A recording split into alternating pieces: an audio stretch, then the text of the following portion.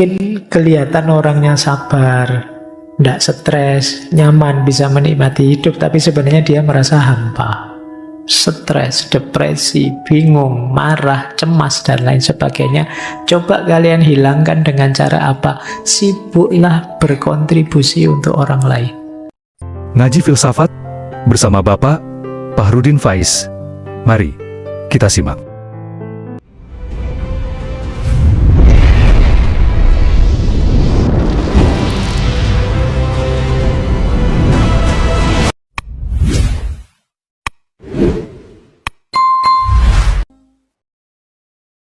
Kecemasanmu, rasa depresimu mungkin banyak terkikis karena secara sekaligus ketika kamu berbuat baik pada orang lain, sebenarnya kalian sedang menegaskan dirimu bahwa ternyata aku ini penting juga ya, ternyata aku ini ada gunanya juga ya, ternyata aku ini meaningful juga dalam hidup ini. Itu menggembirakan. Jadi kalau kita berbuat baik pada orang lain, itu sebenarnya kita sedang berbuat baik pada diri kita sendiri. Kan itu ada hadisnya yang begitu. Dan ini memang makna langsungnya begitu. Begitu kita mampu berbagi kebaikan pada orang lain, muncul, kalau bahasa psikologi namanya self-esteem, kebanggaan diri. Alhamdulillah, meskipun kecil, aku bisa bantu orang lain. Meskipun sepele, hidupku ternyata bermakna juga. Nah, itu yang disebut al-insigol bima yufrihun nas. Sekarang kita belajar untuk menenangkan jiwa dengan cara memahami mental kita. Tidak ada apa-apa kok rasanya stres terus ya, cemas terus. Pikiran ini rasanya nggak ada tenang-tenangnya. Padahal juga tidak ada apa-apa, entah karena apa. Padahal sudah belajar stoik berbulan-bulan. Kamu kan andalanmu stoikisme hari ini. Teori stoik saya hafal Pak, tapi ya menjalankannya tetap gelisah terus saya. Ngaji filsafat di bulan-bulan ini diulang-ulang, ya hasilnya cuma ngantuk. Kalau tubuh yang sakit mungkin ya ke dokter, karena kita bukan dokter jadi tidak tahu. Tapi mental sehat, itu mungkin kita bisa mengidentifikasi. Kalau di Ibnu Sina, secara umum orang mentalnya sehat itu cirinya 4. Jadi ini berhubungan dengan diri kita. Jadi emosi stabil. Emosi stabil itu bukan berarti tidak pernah marah atau tidak pernah sedih, tidak. Ya bisa marah, bisa sedih, tapi bisa kita kendalikan. Jadi bisa kecewa, bisa stres juga, tapi tidak berlebihan, bisa kita kendalikan. Ini namanya emosinya stabil, tidak meledak-ledak, juga tidak apatis, tidak bisa dipengaruhi, tapi ya bisa, cuma ya stabil saja. Kita masih bisa mengendalikannya. Ya wajarnya manusia bisa marah, wajarnya manusia bisa kecewa, wajarnya manusia bisa stres, tapi bisa dikendalikan. Ini berarti kita masih sehat. Jadi tidak usah galau, Pak saya kok marah terus ya Pak. Ya asal kalian masih bisa mengendalikannya, masih tergolong sehat. Tapi kalau kalian marah terus tidak bisa mengendalikan, lupa diri, tidak bisa kontrol diri, sehingga efeknya marah jauh lebih besar daripada sebabnya, ada yang tidak beres. Mulai harus introspeksi. Kemudian pikiran kita jernih. Pikiran jernih itu berfungsi normal. Jadi bukan berarti harus pinter selevel para filosof, tidak begitu. Pikiran jernih itu bisa kita pakai untuk hidup sehari-hari, untuk hidup normal. Kadang-kadang ada orang yang pikirannya tidak fokus, terganggu, dipakai mikir tidak bisa, buntu dan lain sebagainya. Jadi hidupnya mungkin mengandalkan insting saja, dia kalau diajak mikir nggak nyampe, bingung lah. Ini pikirannya tidak jernih, atau terganggu oleh mindset macam-macam, wawasan dari medsos apa dan lain sebagainya, sehingga tidak jernih. Maka kalau pikiranmu bermasalah, ayo disembuhkan. Jangan dibiarkan saja, karena kuncimu ada di situ. Yang ketiga, harmoni antara jasmani dan rohani. Batin harus sehat, fisik juga harus sehat, karena dua-duanya saling mempengaruhi. Nanti Ibnu Sina ini orang pertama yang punya konsep yang sekarang disebut dengan psikosomatis. Jadi jangan dikira mental itu, batin itu tidak mempengaruhi fisik dan juga sebaliknya. Dua-duanya saling mempengaruhi. Kalau mentalmu sedang galau, sedang kacau, lama-lama bisa saja itu kena fisik. Nah, kalau kalian kan biasanya pakai istilah kena mental. Nah, bisa saja dari kena mental lanjutannya kena fisik. Sakit beneran.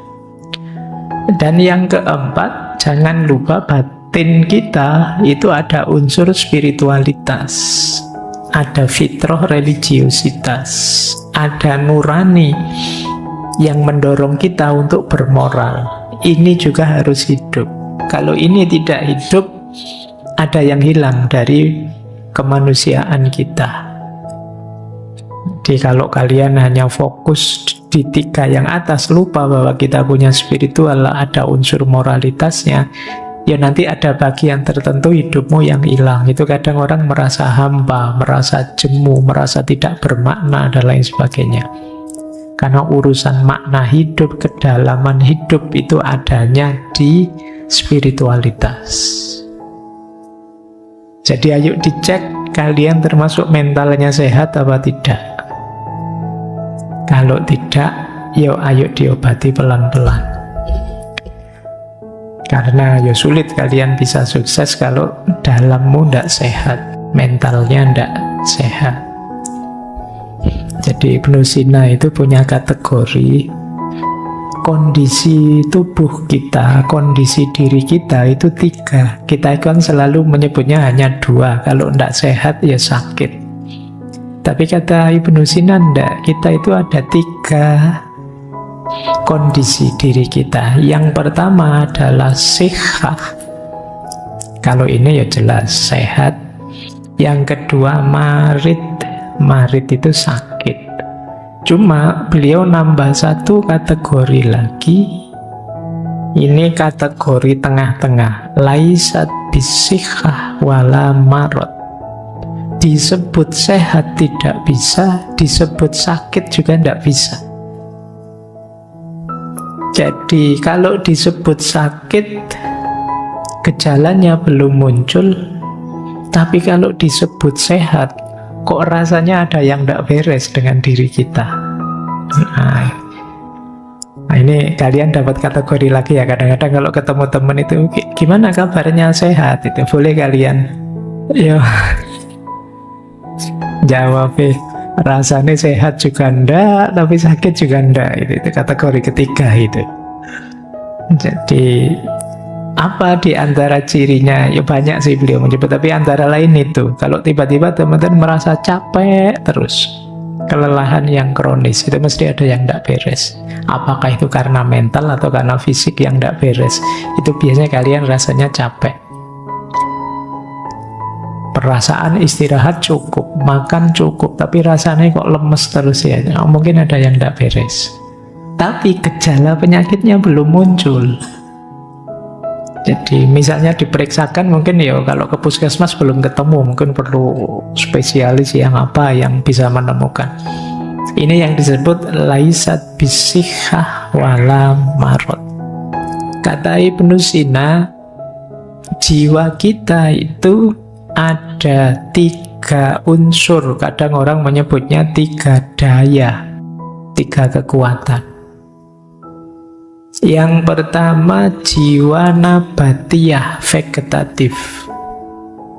Itu isinya tumbuh dan reproduksi. Jadi dorongan untuk tumbuh, bereproduksi. Tiba-tiba teman-teman ingin makan, lapar, ingin kawin, bereproduksi. Itu muncul dari daya jiwa namanya vegetatif.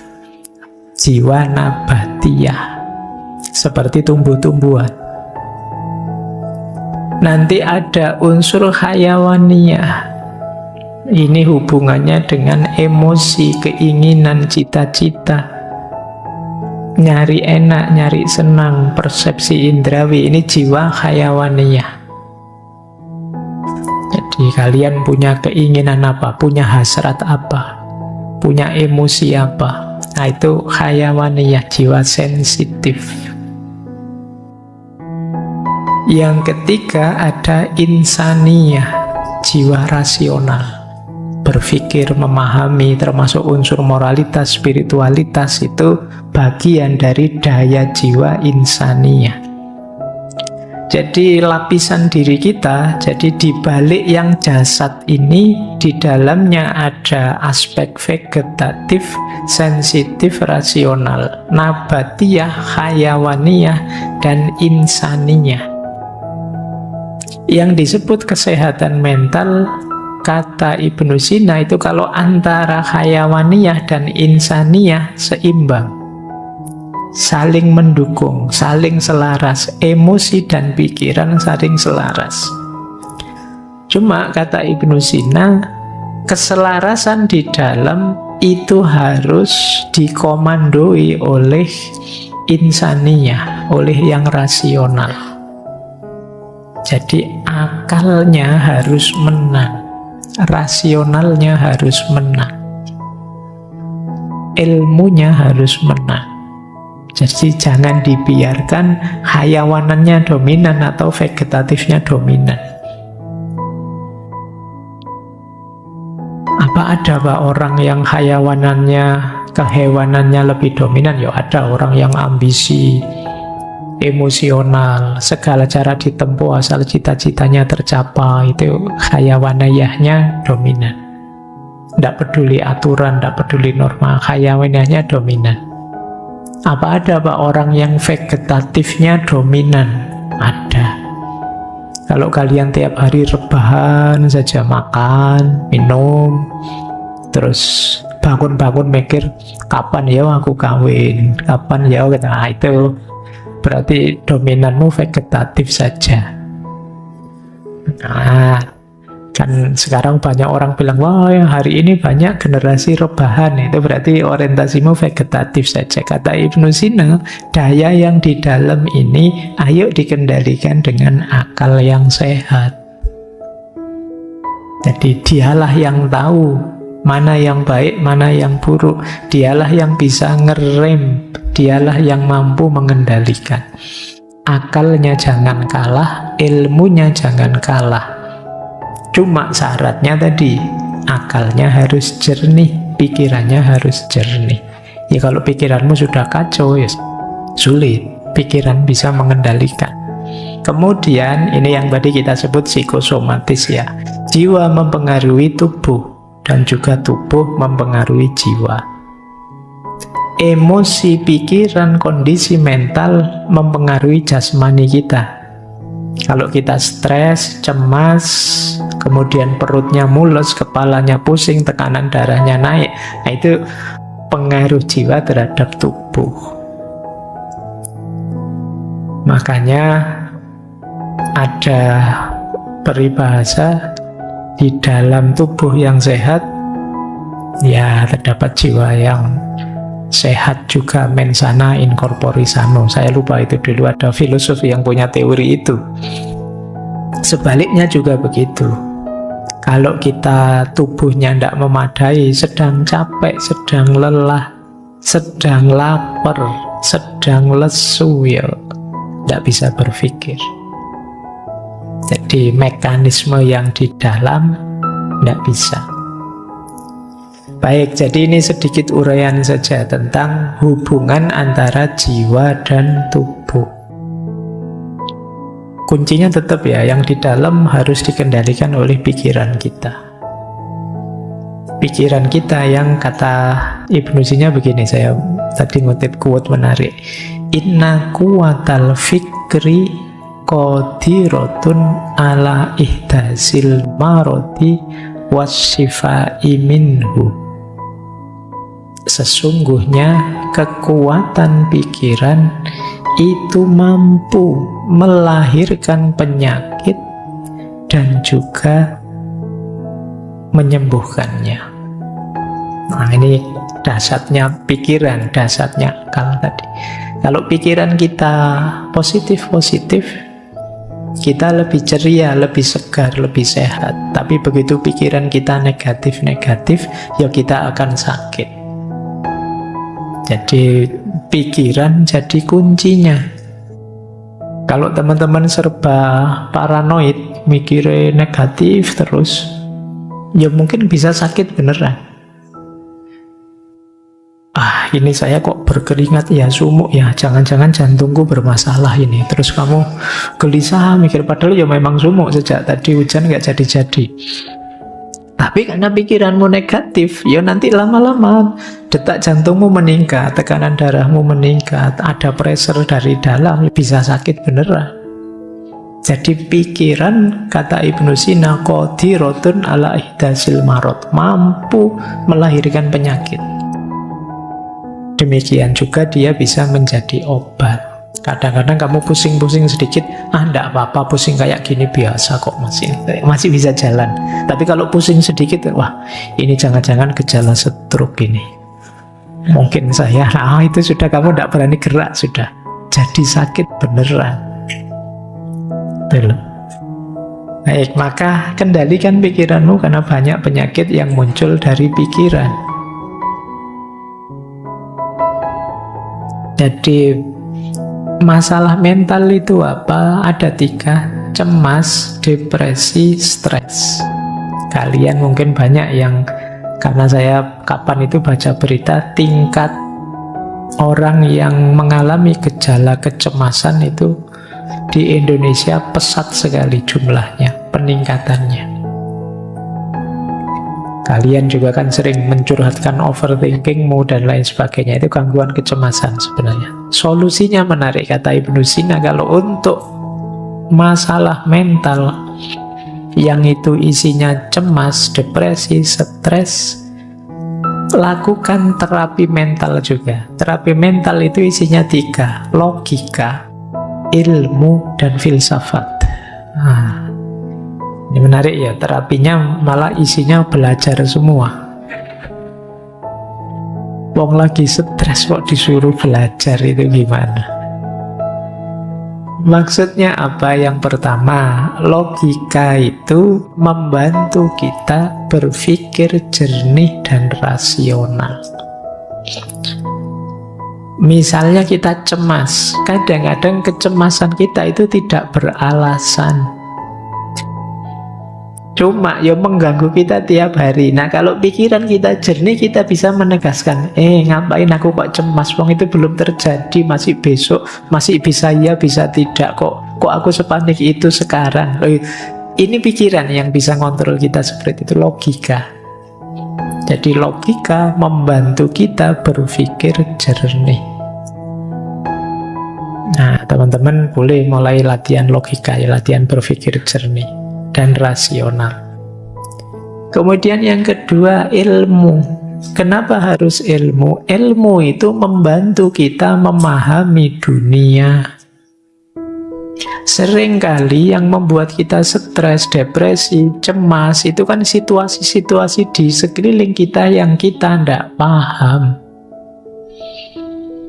Kemarin waktu pandemi itu seluruh dunia belum terlalu paham tentang kerja dan mekanismenya virus COVID-19. Semuanya panik, banyak orang stres, banyak orang depresi.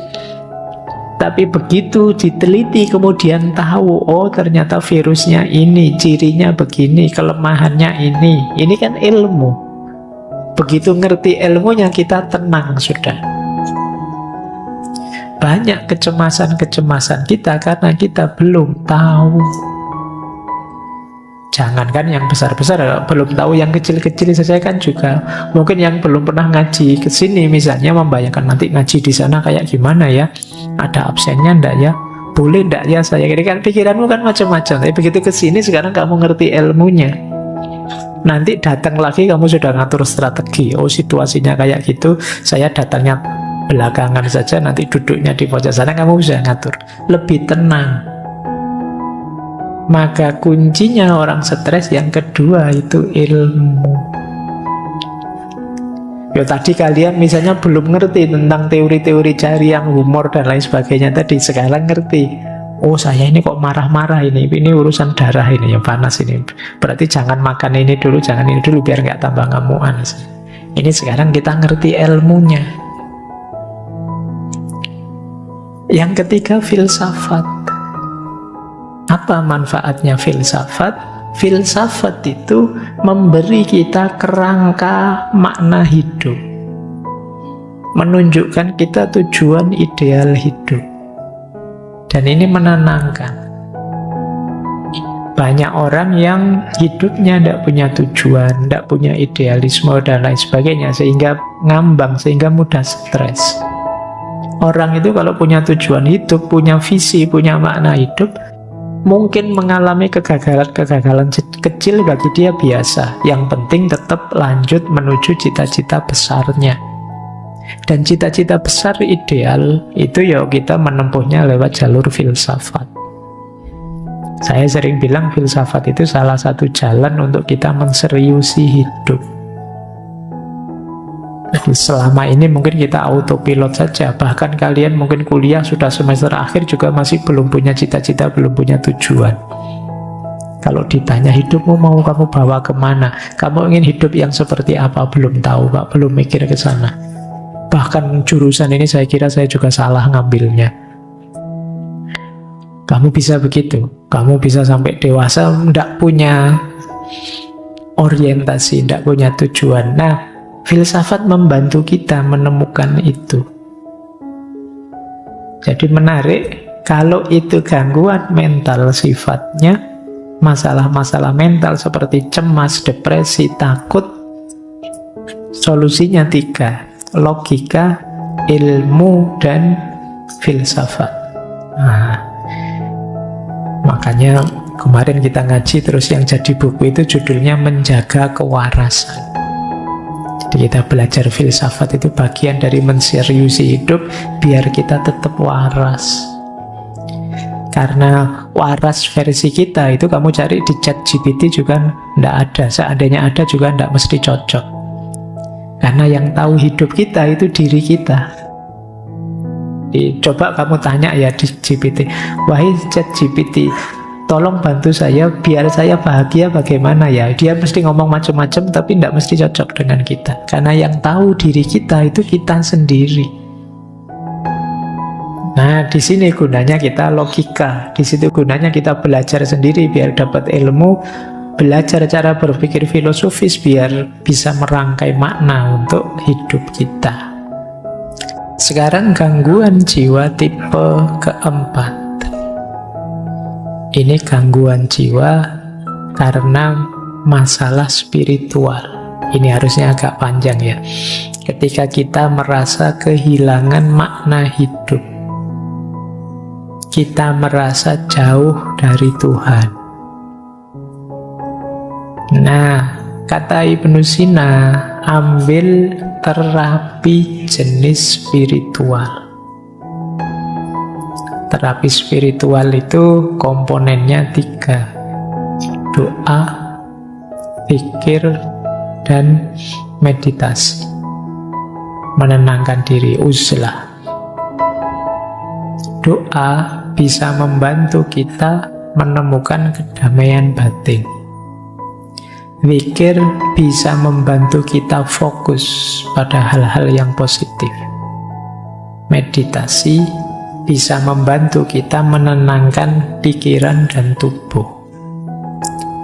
Jadi jangan lupa Ibnu Sina itu pikirannya lengkap. Nanti kitab-kitabnya belakangan juga tidak hanya filsafat, tapi corak tasawuf, corak mistiknya juga kuat. Beliau juga menulis misalnya falsafah masyrikiyah, filsafat timur. Beliau juga punya cerita-cerita seperti Hai bin Yaqdhan. Hai bin Yaqdhan itu yang lebih nulis cerita itu dulu ya Ibnu Sina, meskipun nanti nama tokohnya diambil oleh Ibnu Tufel untuk menulis cerita yang sama tapi dengan plot yang berbeda. Ada banyak cerita-cerita spiritual yang ditulis oleh Ibnu Sina, karena beliau juga concern dengan masalah-masalah spiritual. Bahkan di falsafah Masyrik itu ya beliau melihat bahwa manusia itu ada secara spiritual, ada tipe abid, ada tipe zahid, ada tipe arif.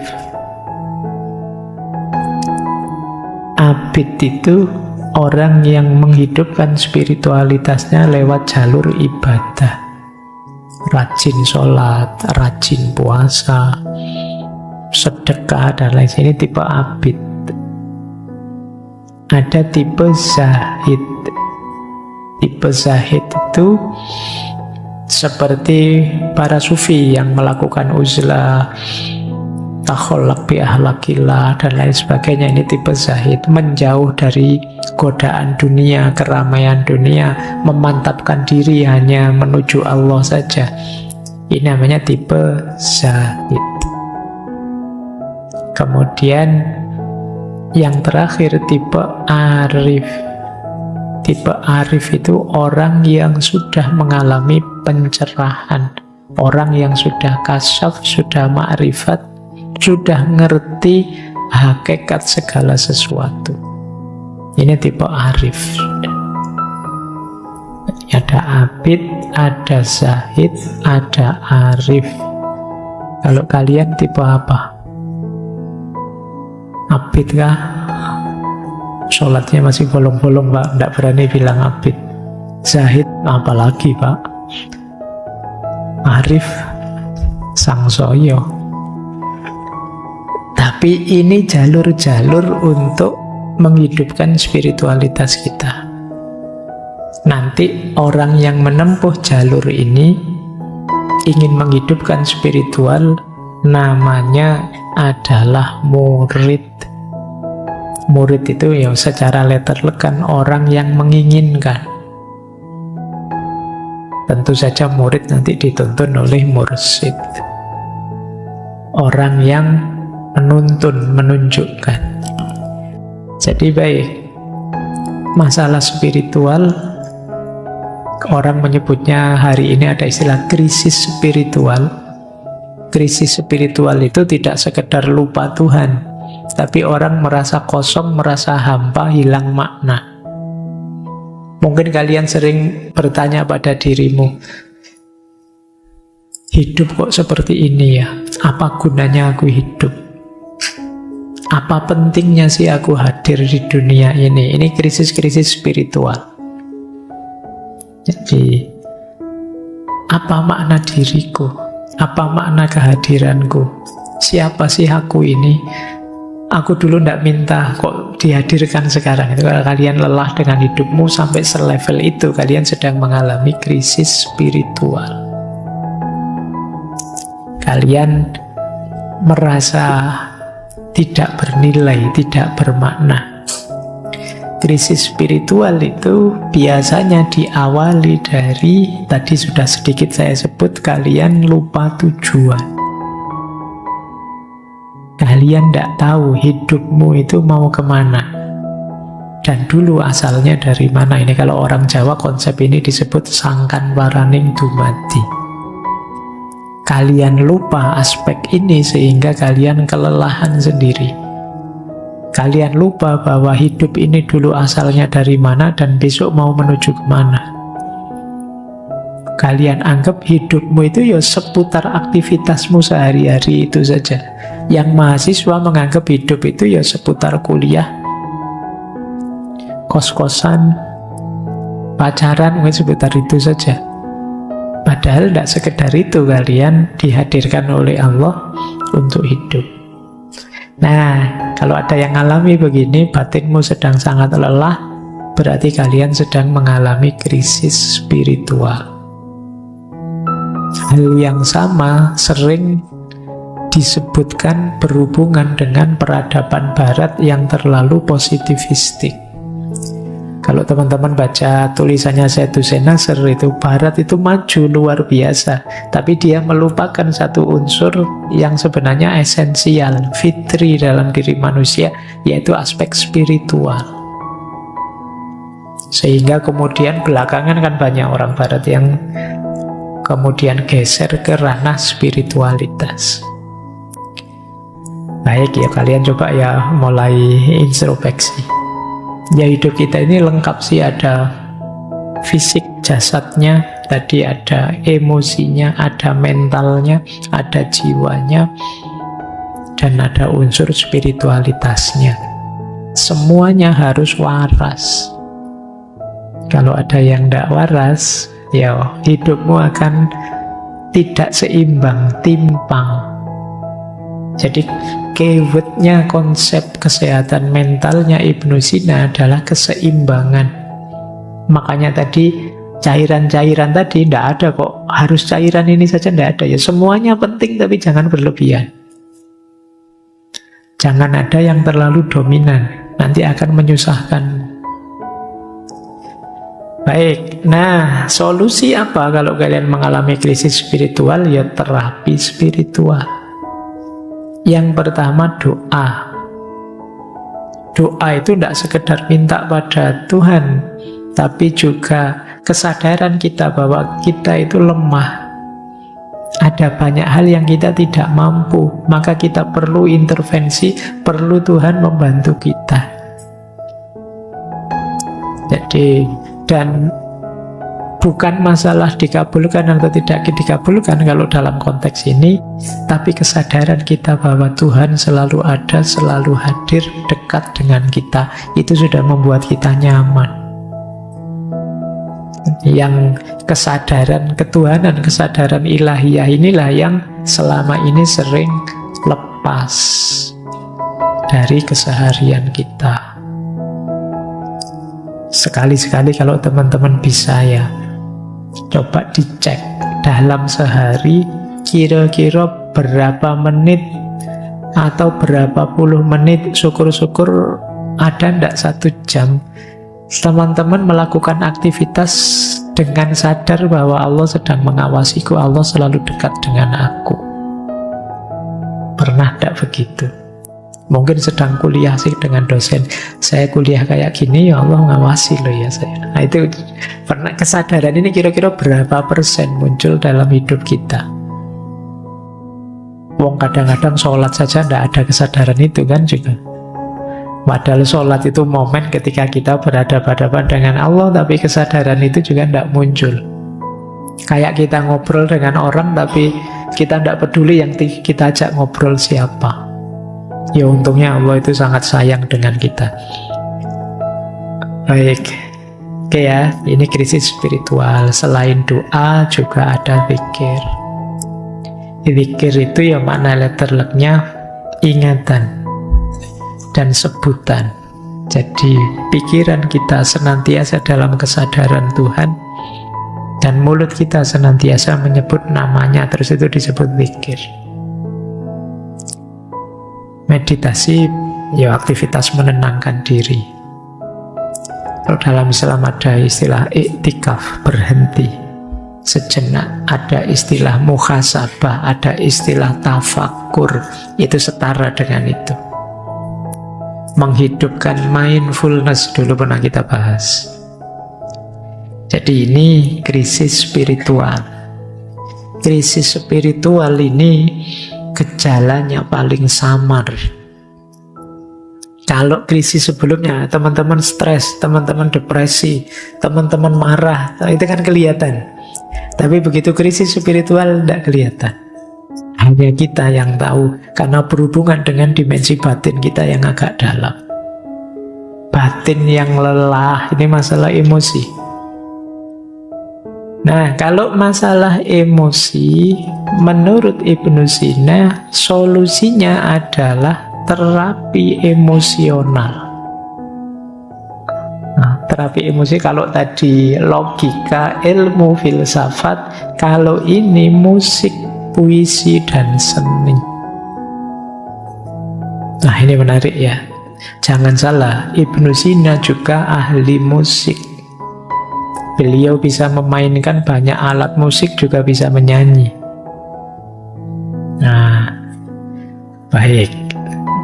Musik kata Ibnu Sina, bisa membantu kita untuk meredakan ketegangan, menemukan kedamaian, juga mengekspresikan emosi. Kalau kalian sedang sedih, marah, atau sedang sangat jengkel, itu kan kadang-kadang coba cari alat musik apa, terus kamu main sak kapoke, lampiaskan kamu bisa.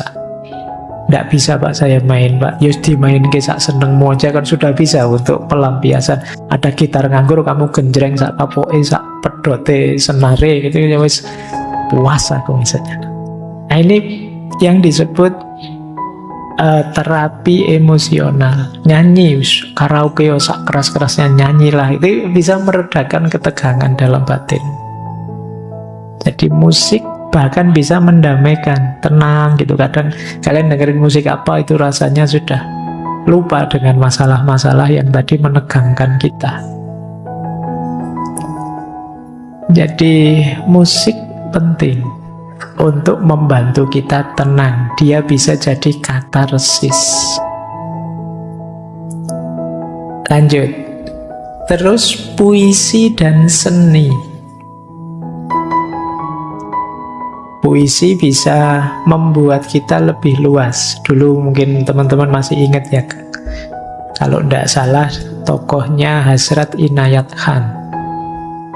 Kata beliau, kalau kata-kata sudah tidak berdaya, maka puisi bisa membantu. Kalau puisi juga masih tidak ngangkat, musik bisa mewakili kita. Musik ya bukan lagunya, bukan syairnya. Kalau syairnya kan cenderung ke puisi, tapi musik itu kan tidak ada kata-katanya, dan kepala kita akan menerjemahkan sesuai kondisi kita masing-masing. Ya nanti kalau digabung dengan pandangan sufi yang lain, pada puncaknya sebenarnya katarsis paling hebat adalah kediaman kita, keheningan. Tuh bisa, tapi yang paling tidak kan coba kalau teman-teman sedang sangat marah, sedang sangat sedih, dan belum bisa mengatasi sendiri.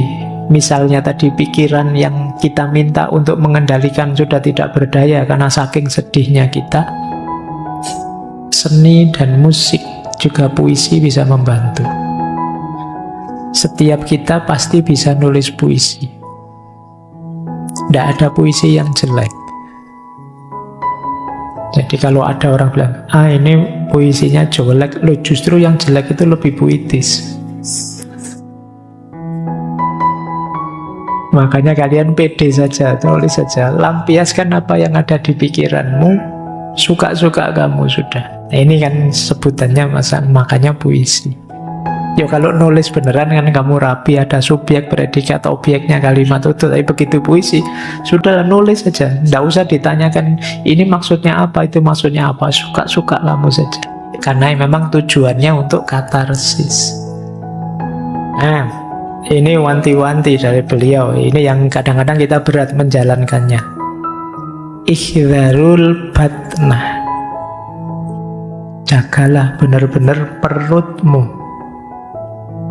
Fa inna aksaror ilali innama tatawalladu min fudulit to'ami. Sesungguhnya sebagian besar penyakit itu muncul dari berlebihan makan. Ini nanti hubungannya dengan diet ya. Makanlah yang tepat sesuai kebutuhanmu. Tidak hanya yang bergizi, tapi termasuk tadi ya, yang sesuai kondisi mentalmu. Mungkin kamu perlu memperkuat unsur apa, melemahkan unsur apa. Karena kuncinya ada di makanan. Maka peringatannya Ibnu Sina, ihdharul batnah. Khawatirlah dengan perut. Jadi jaga. Karena perut kita itu sifatnya sangat toleran, terbuka. Apa saja kita masukkan, dia terima. Kalau mulut kan enggak. Mulut itu pahit kita muntahkan, enggak enak kita lepeh. Tapi kalau perut kita isi apa saja dia oke. Makanya kita harus menjaganya dari luar. Karena di dalam dia welcome saja sih kita kasih apa. Sarapan gorengan oke. Nanti makan siang gorengan lagi oke. Malam-malam gorengan lagi oke. Seminggu 7 hari Indomie terus oke, tidak apa-apa. Dia nerima saja. Padahal kunci kesehatanmu ada di situ. Ada yang bilang perut itu otak kedua, kepala kedua kita. Jadi sebagian besar penyakit jalurnya di situ. Maka perhatikan apa yang kita masukkan ke dalam perut kita. Baik, ini quote kedua. Kita lanjutkan ngaji lagi. Al-musta'iddu lisyai' takfihi ad-afu asbabihi. Orang yang siap, boleh juga diterjemahkan orang yang sedia, orang yang mau terhadap sesuatu, itu takfihi cukup baginya ad-afu asbabihi, sebab yang paling lemah, paling ringan, tidak masalah. Misalnya begini loh, kalian misalnya tadi disuruh olahraga, disuruh mengatur makan yang tertib, disuruh apa saja macam-macam tadi yang disuruh ya. Itu kalau memang teman-teman mau, tidak perlu alasan banyak, tidak perlu bikin argumen ini itu, jalan sudah. Tapi kalau dasarnya memang ogah-ogahan, tidak mau, diberi alasan berapapun tidak cukup. Dasarnya memang tidak mau. Disuruh olahraga misalnya, wah alasanmu banyak. Pak, yang rajin olahraga tiba-tiba meninggal juga banyak. Yang rajin olahraga tapi terus sakit-sakitan juga ada. Kamu akan cari 1001 alasan karena aslinya kamu tidak mau memang. Jadi ini mungkin untuk pelajaran kita ya, kalau kamu ngajak-ngajak temanmu apa, entah itu untuk kebaikan apa, acara apa, kok dia nyari 1001 alasan untuk tidak ikut dan tidak mau, jangan kamu paksa, itu memang dia tidak mau. Yuk ikut yuk jadi panitia ini, ikut ngurusi ini yuk. Wah, saya besok ada jadwal kuliah. Enggak kok, tadi dosennya bilang besok kosong kok. Oh iya ya, saya lupa, besok saya mau ada acara apa gitu. Itu sebenarnya ya kamu pahamlah dia enggak mau. Kalau dia mau, al-musta'id lisyai', kalau dia memang siap dan mau, tidak perlu alasan berat, tidak perlu alasan banyak-banyak. Ad-afu asbabihi cukup. Alasan paling sederhana, mungkin juga sepele pun cukup. Ini sebenarnya sindiran ya. Mungkin sebagian besar yang saya sampaikan tadi kalian setuju, tapi kenapa kok tidak jalan? Karena kalian tidak mau dan tidak menyiapkan diri. Makanya terus mencari dalih saja, mencari alasan saja. Oke, itu sindiran ya buat kita. Lanjut. Nah, ini agak filosofis. Ufaddilul hayat al-qasirah wal wasi'ah alal hayatid doyikoh wat tawilah. Kata Ibnu Sina, aku lebih memilih hidup yang pendek tapi luas daripada hidup yang sempit meskipun panjang. Bisa dipahami ya? Jadi mungkin sederhananya, aku tidak minta umur yang terlalu panjang, pendek juga tidak apa-apa, tapi luas. Luas ini maknanya bisa macam-macam. Makna pertama luas itu kamu ngalami macam-macam, mengeksplorasi apa saja sesuai yang kamu inginkan. Jadi umur saya sih tidak panjang, tapi saya ngerti mana-mana dan ngerti apa-apa, ngerti macam-macam. Ini daripada umur panjang ya tidak ngerti mana-mana, hidupnya itu terus begitu, terus tidak ada perkembangan, tidak ada perubahan. Itu namanya al-hayat ad-doyikoh, hidup yang sempit. Yo kalau bisa memang al-hayat al-wasi'ah wat-tawilah, cuma kan itu karepmu. Kalau disuruh milih, kata Ibnu Sina, ya ndak apa-apalah, ndak terlalu panjang usia tapi luas. Luas juga bisa kalian artikan kebermaknaan hidup. Jadi meskipun usiaku ndak terlalu panjang, aku bisa memberi banyak manfaat ke orang yang sangat banyak, sangat luas. Jadi itu lebih aku pilih daripada usiaku panjang ndak ada gunanya. Ini yang jadi idealnya Ibnu Sina, makanya beliau sepanjang hidupnya sibuk sekali berkarya, mengeksplor kemana-mana. Biar apa? Dia bisa luas, memberi tambah banyak, mengeksplor lebih banyak. Jadi di usia yang tidak terlalu panjang, beliau bisa kemudian menulis 450. Anggap saja usia beliau berapalah, misalnya 50-an tahun. Kalau 450 itu ya lumayan, setahun itu bisa berapa? 8 lebih buku. Itu pun kalau sejak umur setahun sudah nulis buku ya. Nggak mungkin juga ya, mesti nulisnya umur 20-an tahun. Intinya kita nggak ada apa-apanya, wis gitu aja ya. Dan yang beliau sampaikan ini ya memang nek basa Jawa ini sumbut. Memang beliau orang besar dengan karya-karya besar, manfaatnya sampai hari ini kita rasakan. Terakhir, ini tiba-tiba saya tertarik membawa ini. Mungkin tidak relate dengan tema sebelumnya, tapi mungkin menarik untuk bahan renungan teman-teman ya. Bulina biqaumin yazunnuna annallaha lam yahdi siwahu.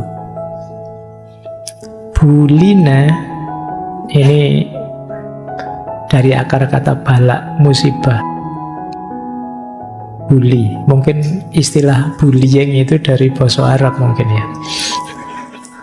Bulina itu kita diberi musibah dengan orang-orang yang menganggap bahwa Allah tidak memberi hidayah kecuali pada kelompok mereka. Jadi, maksudnya apa? Ini zamannya Ibnu Sina ya. Beliau menganggap banyak orang yang merasa dirinya dan kelompoknya lah yang paling benar. Kemudian kelompok yang merasa paling benar ini melakukan kezoliman pada kelompok yang mereka anggap salah. Itulah maka beliau pakai kalimat bulina. Kita diberi musibah dengan orang-orang seperti ini. Orang-orang ini kalau salah diingatkan ngeyel, karena dia merasa yang paling benar. Pokoknya yang benar pasti aku, yang salah pasti mereka. Mental semacam ini memang berat dalam konteks hidup bersama. Makanya beliau menganggapnya ini semacam musibah. Kita diberi musibah dengan adanya kaum yang anggap bahwa Allah itu hanya memberi hidayah mereka saja. Padahal Allah itu yang Rahman Rahim, pasti akan memberi petunjuk, memberi hidayah siapa saja. Tapi mereka menganggap yang diberi hidayah oleh Allah itu hanya mereka saja. Nah, cuma ini zamannya Ibnu Sina ya. Zaman sekarang mungkin tidak ada. Tidak ada bedanya. Baik. Ya ini tiba-tiba saya lihat quote ini kok menarik, saya bawa untuk bahan renungannya teman-teman. Tidak untuk nembak orang lain ya, untuk introspeksi kita. Jangan-jangan kita orang itu, jangan-jangan musibah itu kita. Betapa ruginya kalau kita hidup sekali ternyata jadi musibah bagi orang lain. Dengan karakter ngeyel kita, merasa benar sendiri kita. Terima kasih telah menyimak ngaji filsafat di channel Ruang Filsafat bersama Bapak Fahrudin Faiz. Semoga bisa memberikan ilmu, motivasi dan kebermanfaatan. Salam sehat dan bahagia.